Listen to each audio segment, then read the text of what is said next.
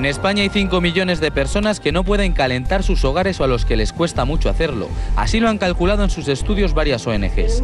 Para luchar contra la pobreza energética, la Generalitat de Cataluña prohibió que se cortara el suministro eléctrico durante los meses de invierno, pero el gobierno recurrió al Tribunal Constitucional por invadir sus competencias y este le dio la razón. Mientras tanto, muchas personas necesitadas siguen dependiendo de las linternas y las velas para poder iluminar sus hogares. Hoy este gesto es 14 euros más caro que en el mes de abril. Hemos sufrido un incremento de en torno al 25% en 6 meses y ahora de golpe, en la primera quincena de noviembre, otros 2 euros más. En los 9 primeros meses del año, las 3 grandes eléctricas han ganado 4.277 millones.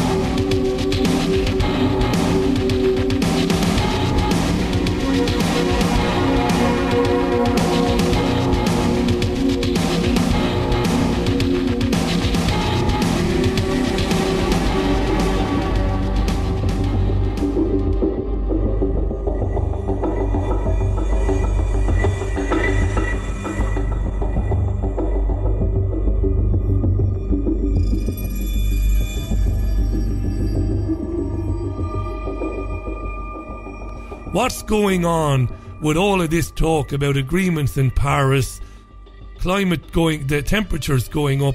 It seems like we're getting to a moment where there's overload in the mainstream media. Why is that, Ed?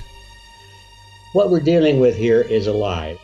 It's not happening, at least not in the way that they're talking about it. If it's happening at all, which is even questionable, but if it is, it's certainly not man-made. Not too long ago, all the news items and all the TV programs were about the global cooling and get ready for the big ice age and everything. Well, that didn't happen, and now they started to tell us about global warming, and that didn't happen really, although they kept telling you it was happening. That became so embarrassing for these people that they had to change their name from global warming. They said, let's not call it warming anymore because that doesn't work. People are seeing it's not warming. Let's call it climate change. Well, that's a little easier to handle because the climate is always changing. So what's wrong with this climate change? Well, they want to have us believe that climate change means that it's getting worse, that the hurricanes are getting worse, and the storms are getting worse, and the droughts are getting longer, and all of this sorts of things. The data does not support any of that. It's a lie, lie, lie from top to bottom. If people can be scared out of their wits that the planet is going to come to some kind of a horrible end, that the islands are all going to sink, the coastlines are going to be lowered, the cities will be inundated with water, there will be drought, and we're all going to starve, and we're all going to die of thirst, all of these horrible things, they will be softened up, and they'll be conditioned to accept all these draconian solutions supposedly being offered by the same people that have created the myth, that are telling the lies. Their solution for all of this, if you happen to notice, is all the same. more government, more taxes, more regulations and controls over you bad people who have this big bad carbon footprint. We're going to control you because you see you're the problem. Your lifestyle is too high. And that's really the story. All of these politicians and all the people with their hand in the public till making a huge profit over this global warming or climate change industry that has been created out of this. It's all about their profit and their control over human beings. And that is the motive. That is what's behind the lie. They're reaching for total global control over the economy and over the personal lives of every human being on this planet. And this lie or the scare tactic of global warming is one of the most convenient excuses they have for conditioning people to accept it and think that it's all in their own best interest. That's what it's all about. It's all about psychology. If you can conquer the mind and convince people that black is white and white is purple, if you can convince them that the planet is heating up, for example, and we're coming to the end of the line for our children and our grandchildren, you make them feel guilty. You make them feel that by cooperating with the system and doing exactly what you're told, somehow you now have become a better person. Do you worry, Ed, that we might be approaching a time when the lunatics currently, in control of the ship might say, I'll tell you what, it's about time that we make it illegal to deny this, or that we severely punish people for doing it? What do you think? Well, we're already there. No textbooks would be allowed into the school system. In fact, the next step is you won't even be able to discuss it in a classroom. If any teacher brings up the topic of questioning global warming, they will lose their job and possibly could go to jail. It's already happening now. The new warfare is the warfare for perceptions. It's what you perceive to be true. That's you act on your perceptions. So we all do that. We always will, always have. The only question is the perceptions have to be based on something. If they're based on myths, we're in trouble. If our perceptions are based on truth, then we have a better chance at doing the right thing while we're here on this planet.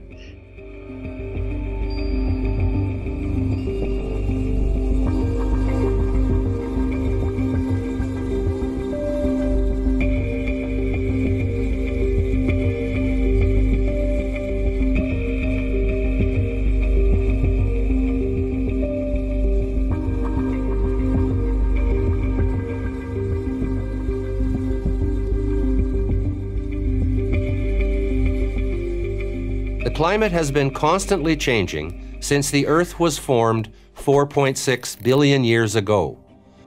So then what about carbon dioxide, the great villain of the global warming alarmists? Where does that fit into this picture?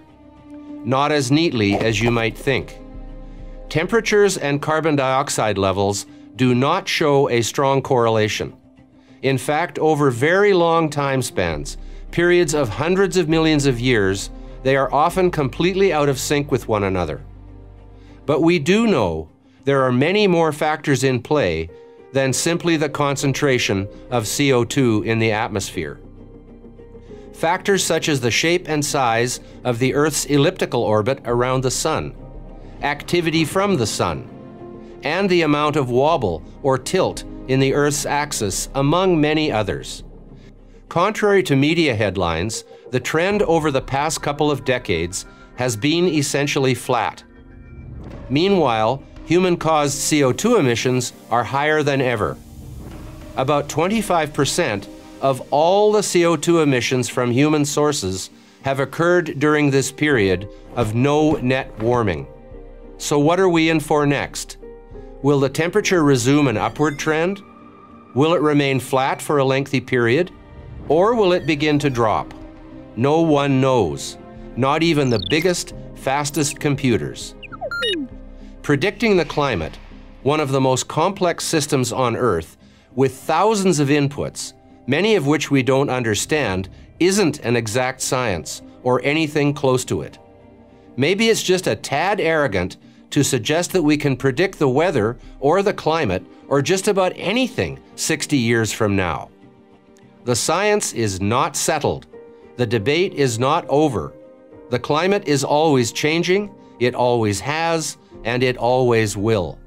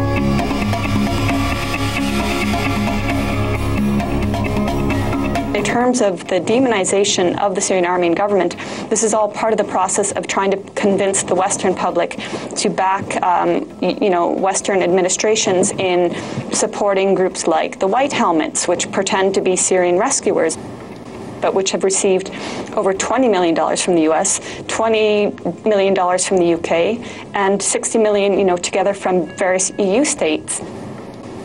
And what they're essentially doing, these White Helmets, and I really want to stress this point because it's part of the overall scheme of propaganda and demonization. They're White Helmets by day and terrorists by night. You see many of these people that are dressed in their pristine white outfits and white helmets that pretend to be rescuing civilians. In other instances, you see the same characters holding their weapons and posing as rebels. These have been well documented by various authors, including my colleague Vanessa Beeley. And, this is the scandalous hypocrisy of the West. Not only has the West been funding and training and arming terrorists to go into Syria and to behead and slaughter Syrian civilians, but now the West wants to award the White Helmets with the Nobel Peace Prize. And this, is a group of terrorists that operates solely in terrorist districts of Idlib and eastern Aleppo. And they have been known to pose with the dead bodies of Syrian soldiers. They are not neutral, they are not impartial, but they are surely a tool of propaganda and regime change.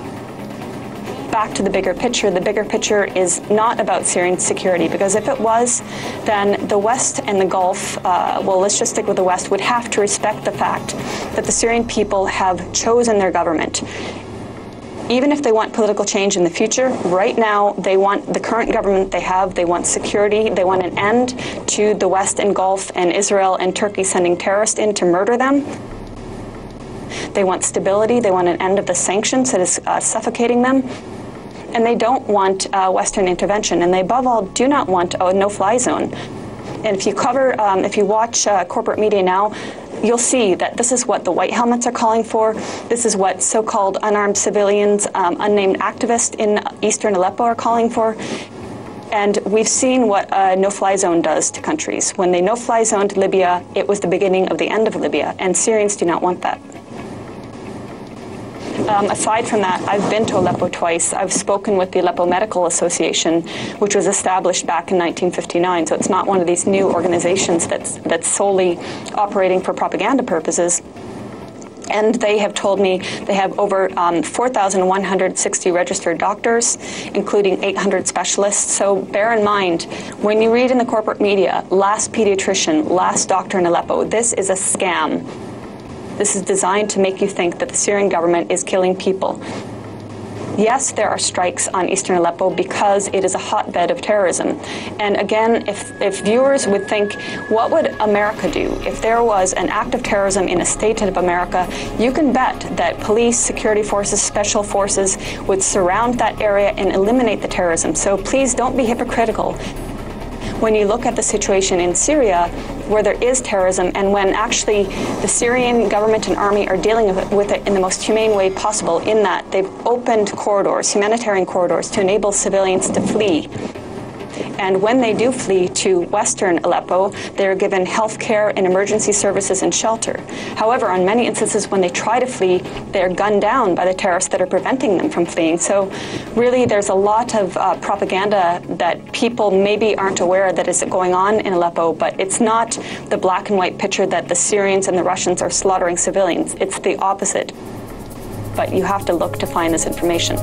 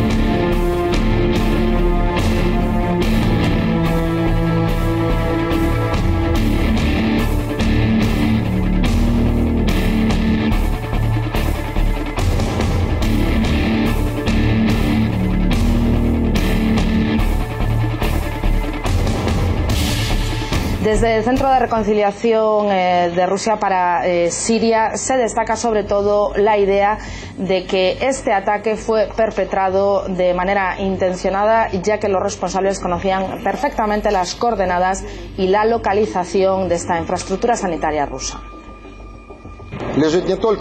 La sangre de nuestros militares está en las manos de los que encargaron este asesinato, de los que crearon, formaron y armaron a esas bestias con aspecto humano, llamándoles oposición para justificarse ante su conciencia y ante los electores. Sí, sí, señores patrocinadores de terroristas de Estados Unidos, Reino Unido, Francia y otros países y formaciones simpatizantes.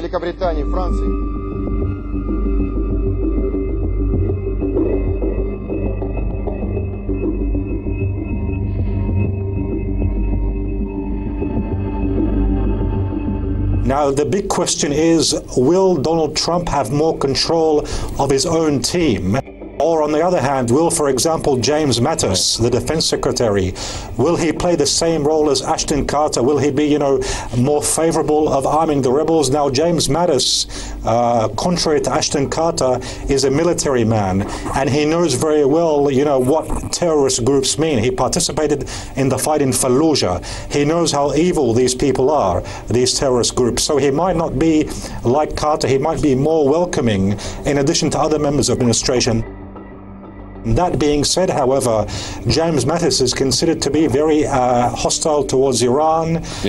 Many other people in Trump's administration, like Vice President Pence, Pence is very close to Israel as well. And Israel doesn't want, Iran and Hezbollah to come out on top, and they don't want also the Syrian president to achieve victory. Avigdor Lieberman even made these statements very clearly. So I think you have to watch out about, this Trump's team and how Israel might sway them. Will Israel also have a certain influence and maybe prevent them from collaborating with the Russians?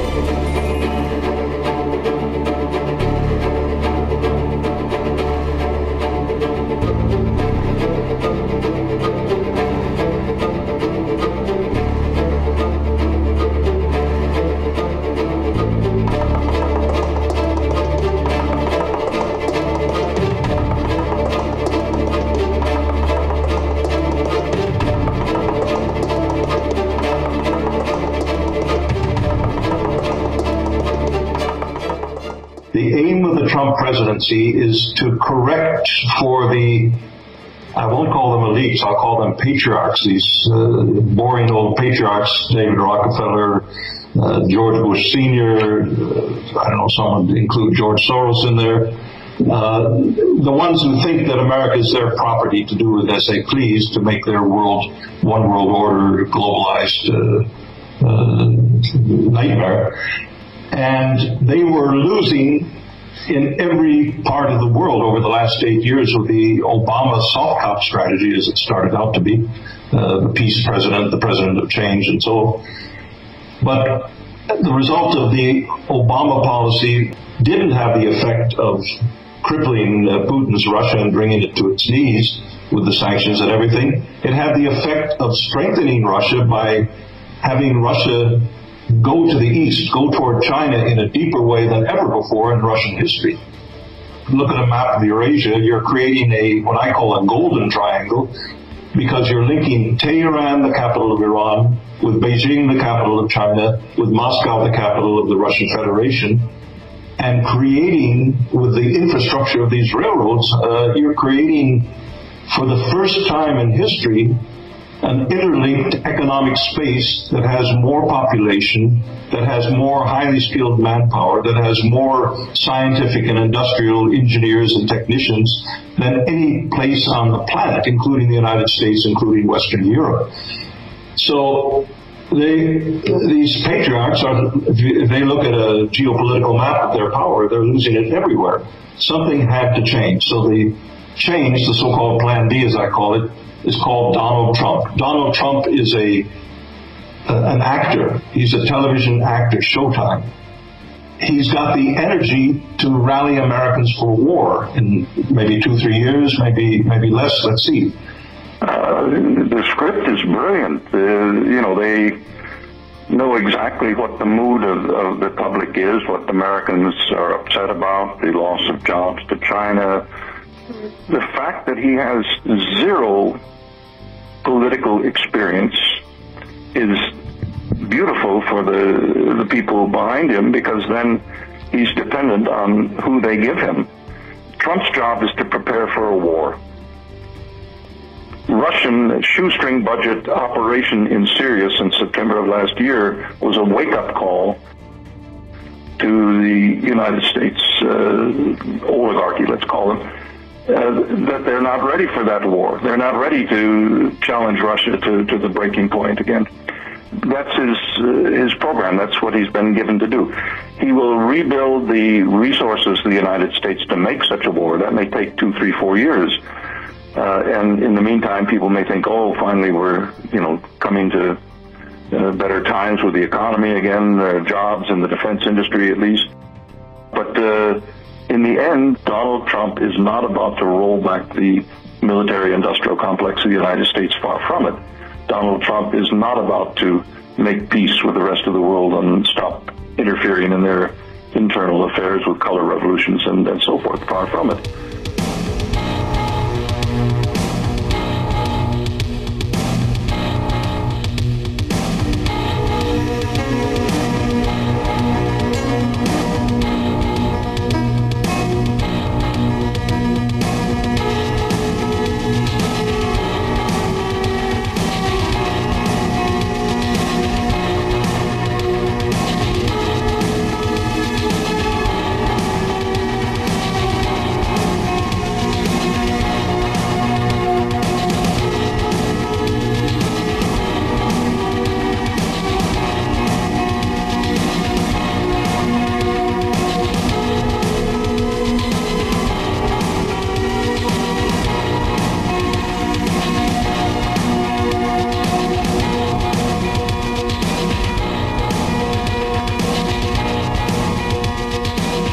Wenn man Amerika betrachtet, dann wird in Amerika die Politik seit 1913 von der Federal Reserve, also von der US-Zentralbank, bestimmt.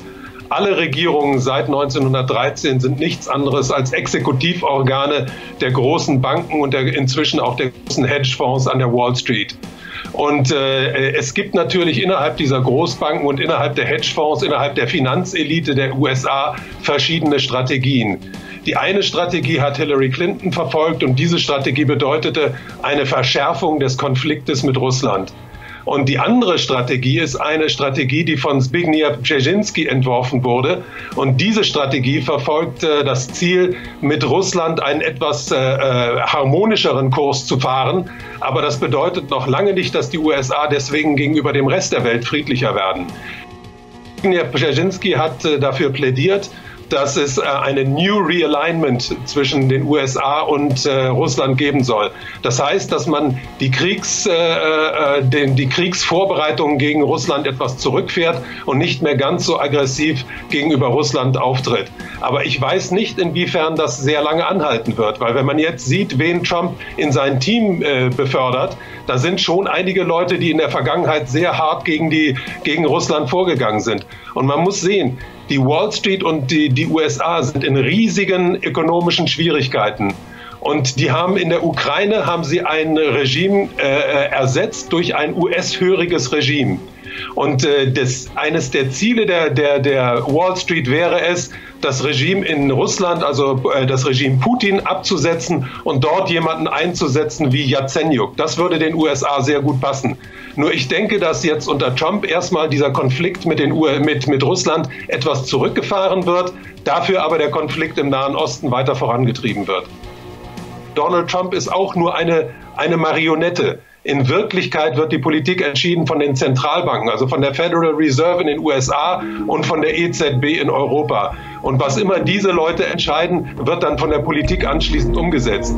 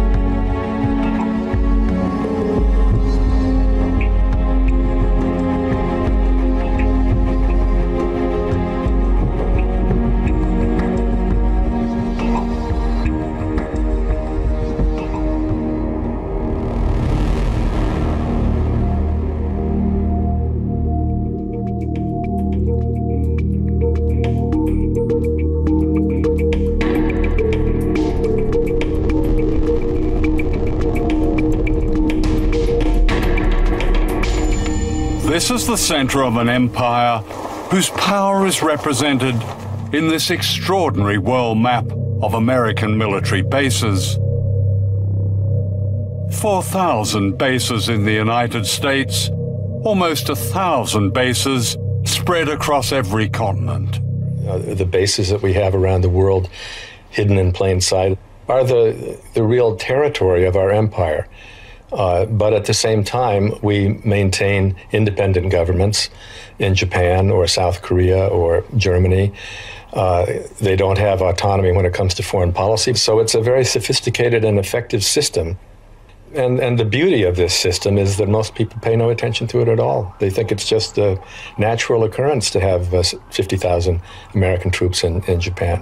Many of these bases have been set up to combat China's worldwide economic influence. From these bases, the United States operates a secret army in 147 countries. The winner of the Nobel Peace Prize, President Barack Obama, has committed to trillions of dollars to our nuclear arsenal. He's committing trillions of future dollars to war in space. And we need an enemy for all this money, and China's the perfect enemy. You've written that airstrikes and naval blockades have a role to play in punishing China. You've described the need for sea mines. You've described the need for special forces, US special forces, and missiles placed in islands. This sounds like a preparation for war. What the United States is doing, again, is responding to provocative behavior on the part of China. And just as we did in the Cold War, the idea was to have a position of military strength such that your adversaries were not tempted to act in aggressive ways or try and employ coercion to get their way. In 2015, the U.S. Navy rehearsed a blockade that would cut China's lifelines of oil and trade and raw materials. The danger of confrontation grows by the day. Our operations and our presence, first of all, is warmly welcomed by the vast majority of the coastal states, but secondly, is fully accepted by the Chinese. Excuse me, is it fully accepted? Chinese My impression leaders, is that they're scared. And this is what they're scared of. A noose of bases right around China. Missiles, bombers, drones, warships. A provocation of war.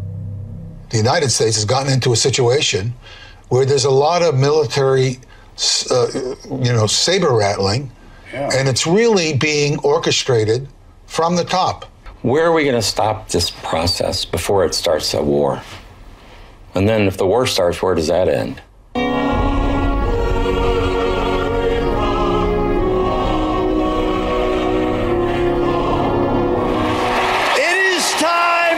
To show the whole world that America is back, bigger and better and stronger than ever before. We can't continue to allow China to rape our country, and that's what they're doing. It's the greatest theft in the history of the world. The new president, Donald Trump, has a problem with China. The urgent question now is, will Trump continue with the provocations revealed in this film and take us all to the edge of war?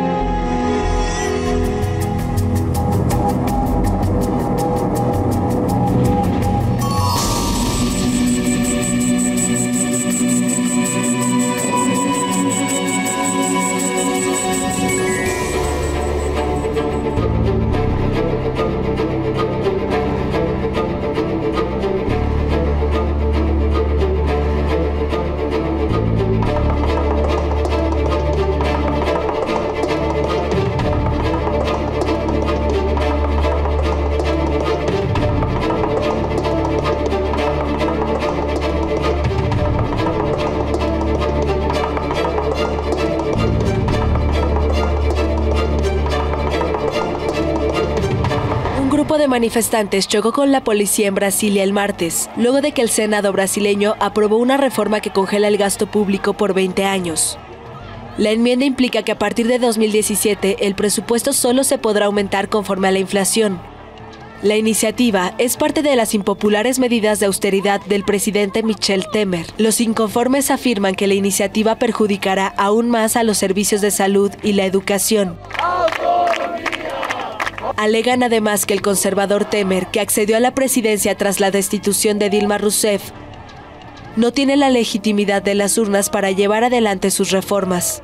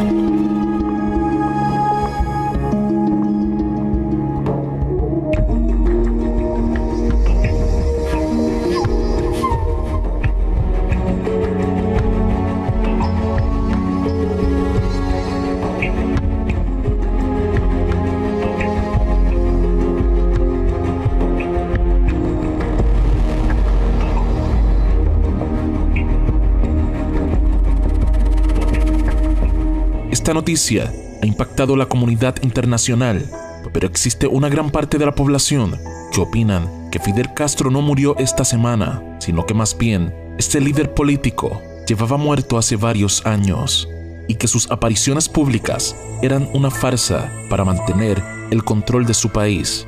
Cuando Fidel Castro abandonó el poder en el 2006, comenzaron a surgir rumores que esto se debía no solamente a su poca salud o condición física, sino que algunos detractores afirmaban que Fidel Castro realmente había muerto y que la persona que a veces salía en público era simplemente un doble, puesto en ese lugar para que el país de Cuba se mantuviera en calma. Como sabemos, muchos de los mandatarios en el mundo suelen utilizar dobles para confundir a sus enemigos y evitar ser asesinados. ¿No sería ilógico el pensar que Fidel Castro contrataría a personas para ser sus dobles, pues intentó más de 600 veces asesinarlo?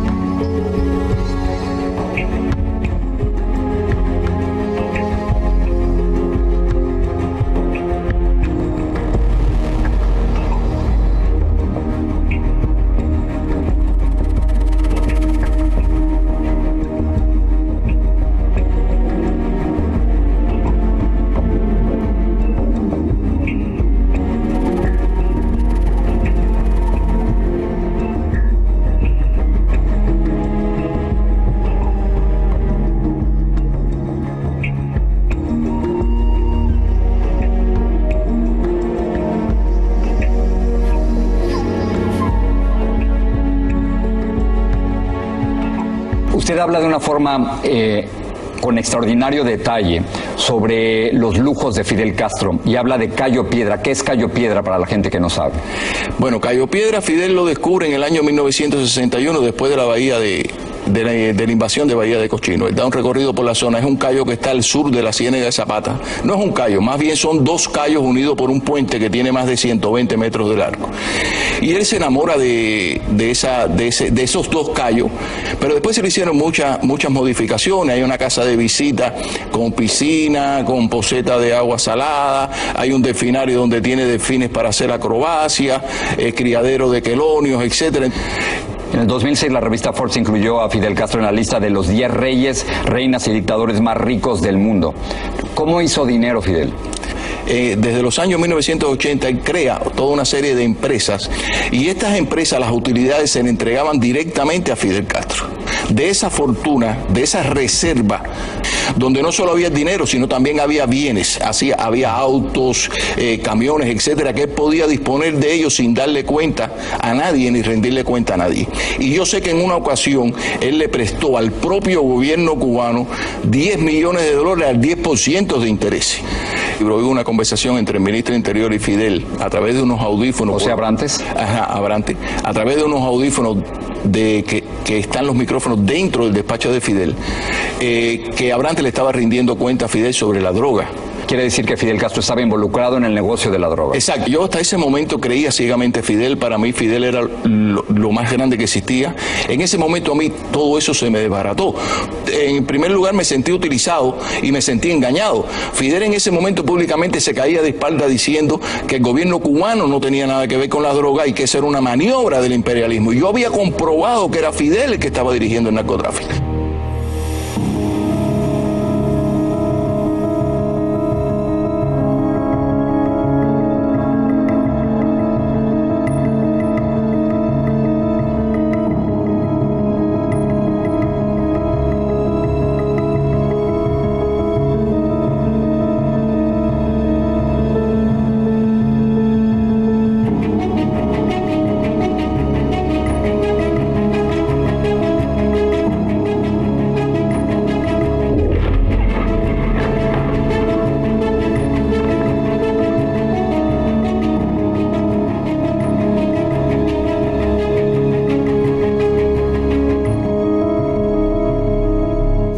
Se le asigna también ser agente jesuítico. Pues bueno, se alineó incluso con Allende para las conversaciones entre marxismo y cristianismo, pero también se le asigna mucha relación con lo judío. Esto viene de su relación pues para empezar, con Rockefeller. Entonces, además ha sido recibido como el número uno, te dice el récord Guinness también, dentro de ser recibido por Rockefeller y por el CFR. Y ha sido alabado por un hijo de Rockefeller múltiples veces, diciendo que estaba haciendo muy buena labor en Cuba, aunque a la vez Rockefeller forma parte de los que están en contra de Cuba, ¿no? Entonces esto es como un sinsentido. Empezó ya siendo estudiante, acabando con la vida de los rivales políticos, y esto lo dice gente muy cercana a él. El Che Guevara, eso parece que hay pocas dudas, porque la persona que detuvo, que era un agente también doble, en Bolivia, al Che, y que lo mataron en un día, no esperaron mucho más, Che era más tendente hacia lo chino, hacia el comunismo chino, que hacia, esto lo dice también Raúl Castro, que hacia el comunismo de la URSS. Entonces esto, bueno, pues era un inconveniente, aparte que Castro parece que no le gustaba mucho que alguien brillara a su lado, y el Che sabemos todos que brilló mucho.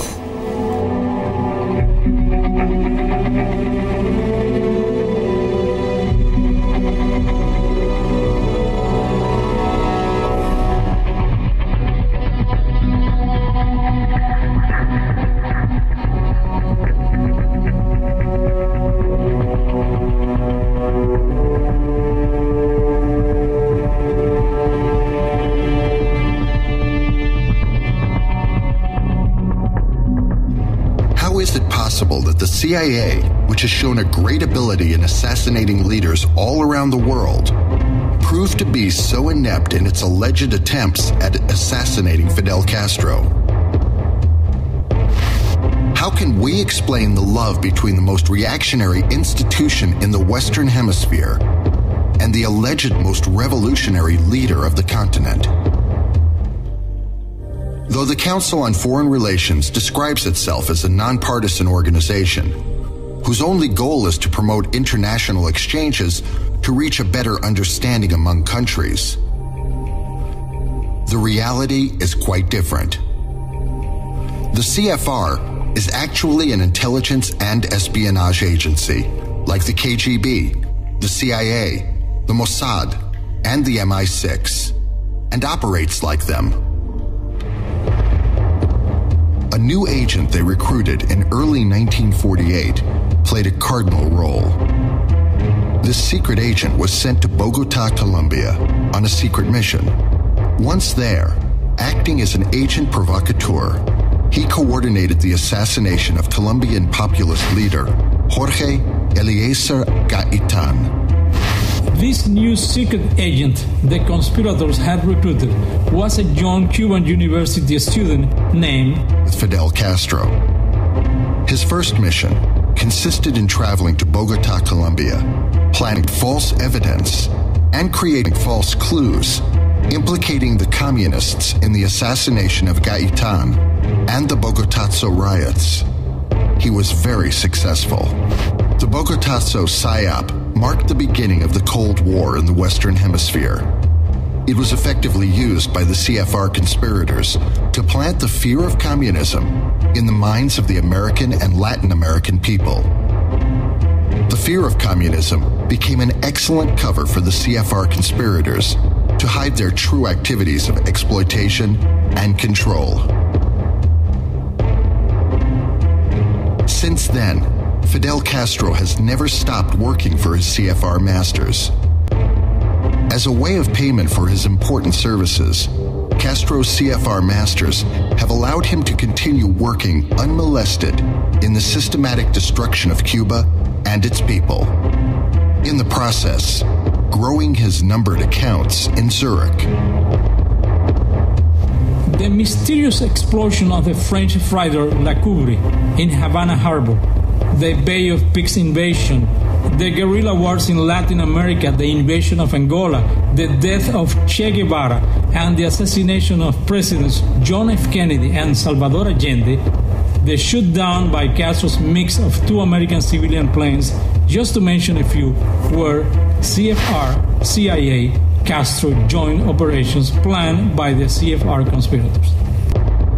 Moreover, everything seems to indicate that the flooding of the U.S. with drugs from South America has also been a joint CFR-CIA-Castro operation, a sort of opium war planned by the CFR conspirators to destroy the moral fiber of the U.S.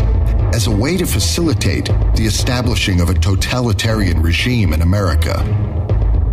In the same fashion, and despite its anti-Castro rhetoric, the U.S. government, both under Republican and Democrat administrations, always ends up helping Castro.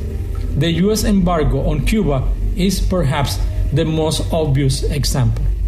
Far from damaging Castro, the totally ineffective embargo has given Castro the best excuse to justify his systematic destruction of the Cuban economy, its culture, and its people.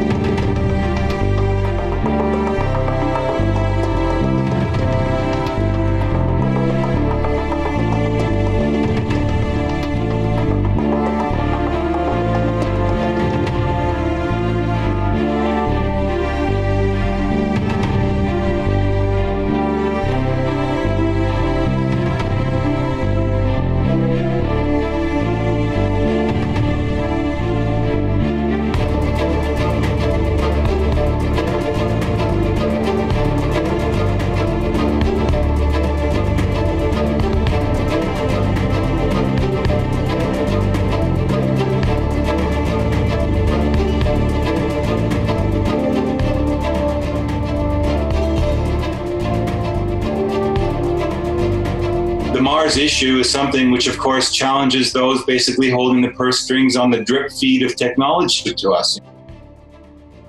You know, like the fact that we're running around with iPads now, we think is glorious, whatever. But I'm sorry, these are obsolete technologies which have been invented and are probably 50 years behind the state of the art.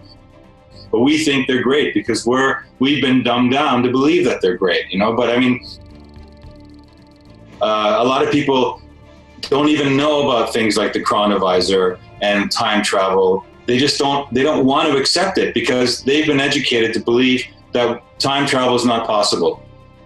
We have to stop thinking, I think, in terms of black and white and thinking time, linear time. Time is not linear. On the one hand, okay, you can imagine that UFOs might exist. It's a big universe after all. But time travel and other bases and a breakaway civilization, that to me, that is more logical than anything. Yes, there is amazing technology out there. Yes, we have some brothers and sisters out there in the universe, which it's our right and destiny to connect with.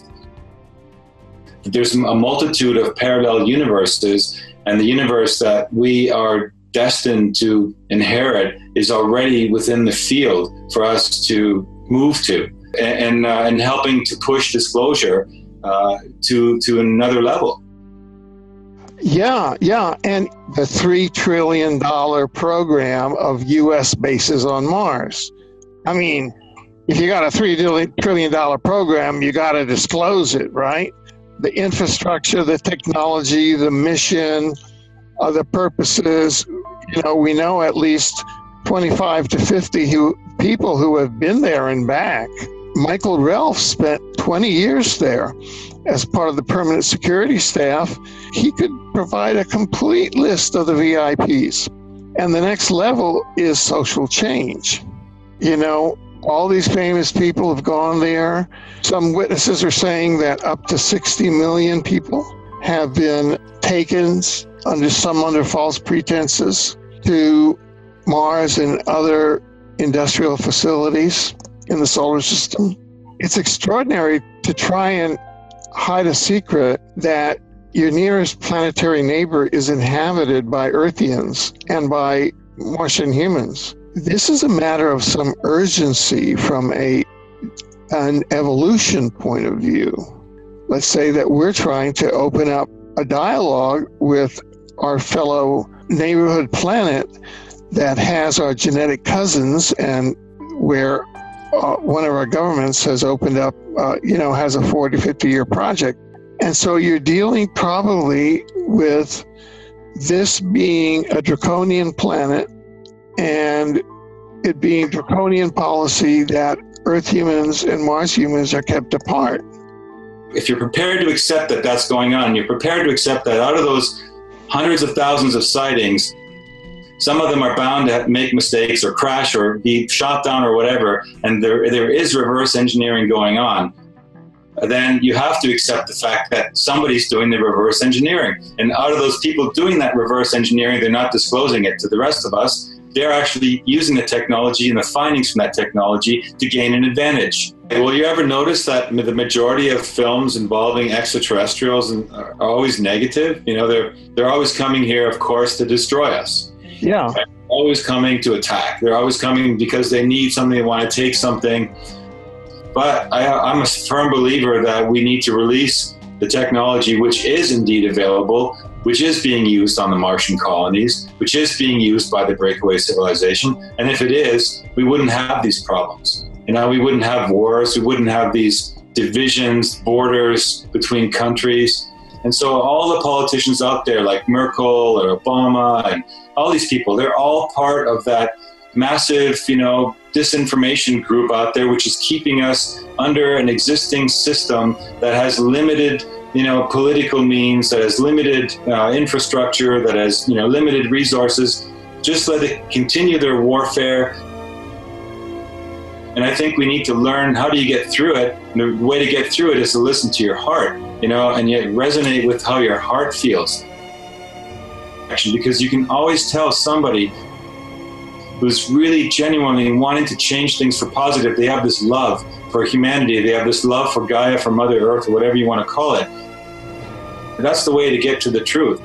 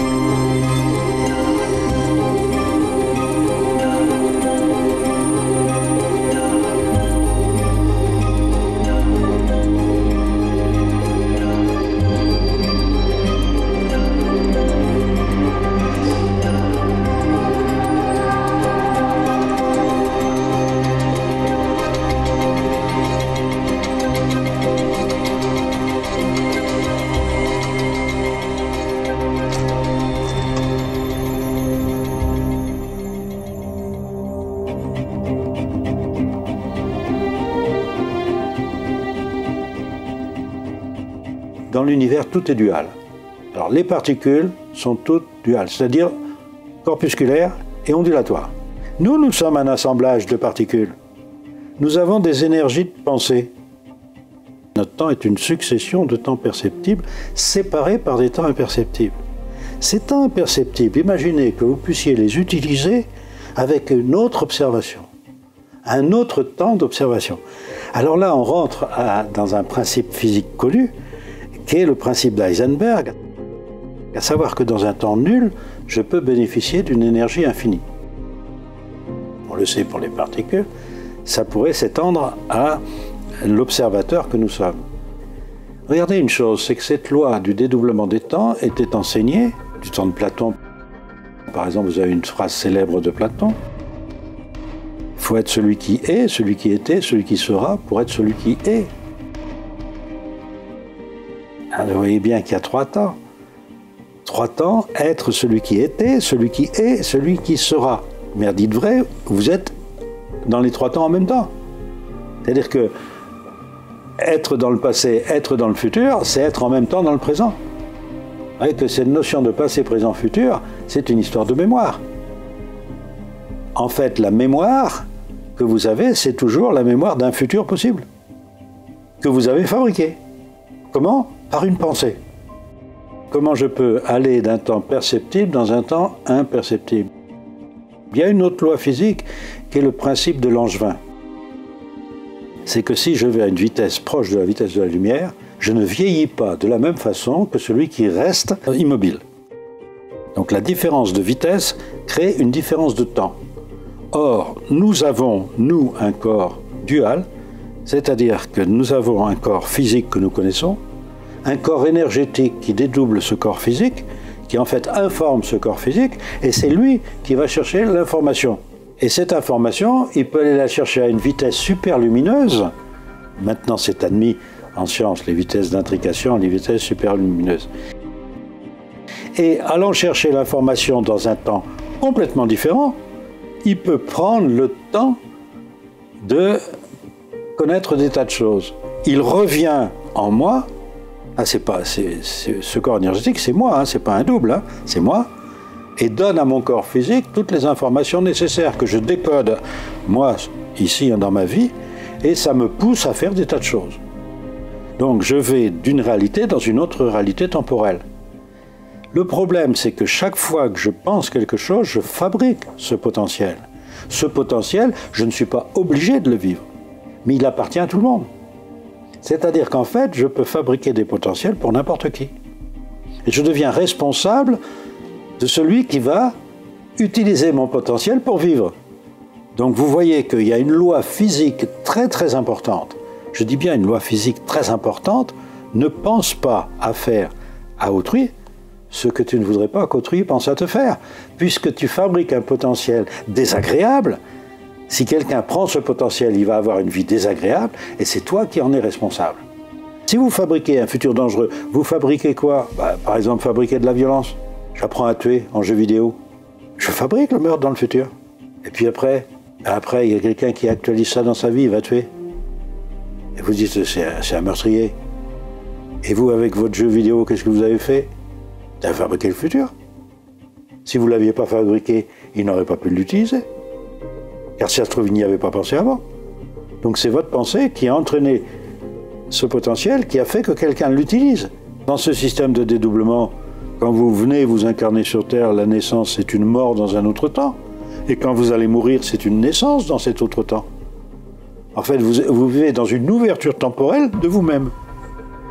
Il faut apprendre à fabriquer un futur sans avoir de responsabilité dans ce futur vis-à-vis des autres. Notre but sur Terre est de n'avoir aucune responsabilité dans ce futur, de façon que les gens qui vivent sur Terre aient la meilleure vie possible. Le futur est à la mesure de pensée de l'humanité. Regardez ce que l'homme pense, c'est son futur. Si vous pensez de travers, vous fabriquez un potentiel de travers que vous pourrez utiliser. Si vous pensez des choses valables, que n'importe qui peut utiliser sans problème, alors vous pensez à faire à autrui ce que vous aimeriez qu'autrui pense à vous faire. Et de ce fait, vous n'avez aucune responsabilité dans la vie des gens, dans le malheur des gens. Par contre, vous avez peut-être une responsabilité dans le bonheur des gens, si ce que vous fabriquez permet de mieux vivre.